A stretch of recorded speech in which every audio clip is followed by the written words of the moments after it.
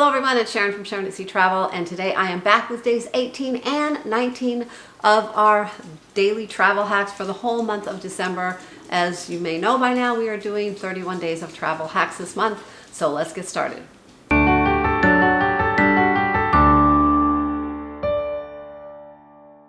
Here we go. Number one is pre-enter all of your locations into Google Maps or Uber or any other apps you have on your phone before your trip or any travels you're taking. That way, if you're out and about, you go to look up a location and it's just very simple. It's there for you. You don't have to scramble around on your phone, try to look up the location, and it just makes things so much simpler. Number two, are you using a new excursion company? Maybe you're going on a cruise even, and the excursion company isn't with the cruise line, it's an outside company, a third party.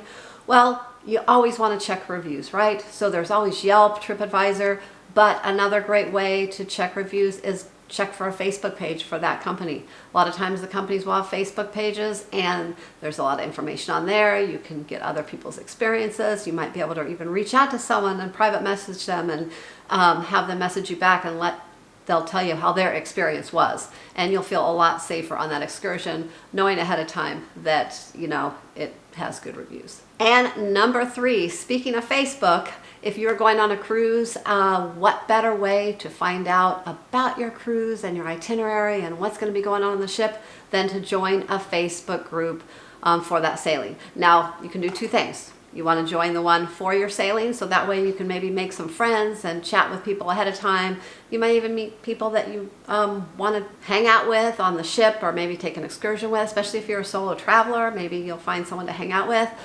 And also, you want to join a group from maybe a couple cruises back, a couple, itineraries back with the same itinerary, so that you can maybe see what they're posting about the cruise, the good and the bad. Maybe they took some excursions and you can get some tips on that as well. So that's always a great way to do some research for your upcoming cruise. And number four, always avoid booking your hotel through a third party. I say this because it can cause you a lot of stress sometimes. So booking through a third party, if anything goes wrong, you have to go back to that third party to deal with the problem. You can't go directly to the hotel. They will actually send you to the third party, and it can be time consuming and just turn into a total nightmare sometimes. Sure, you may think you're saving a little money, but in the long run, you're really not. And if for some reason you show up and they overbook the hotel, who do you think is going to get booted out? It's not going to be the ones that book directly with the hotel. It's going to be the third party people. So I say always book directly with the hotel. You can book it online as long as it's with the hotel directly. And also, if the price drops or changes, you can get it adjusted. You can cancel and rebook. And number five, don't be afraid to book your domestic flights one way at a time. And what I mean by that is maybe first search your flight going to the destination that you want to go to and get that booked, and then later book your return flight. A lot of times you can book them on different airlines or from different airports and things like that and get a better rate.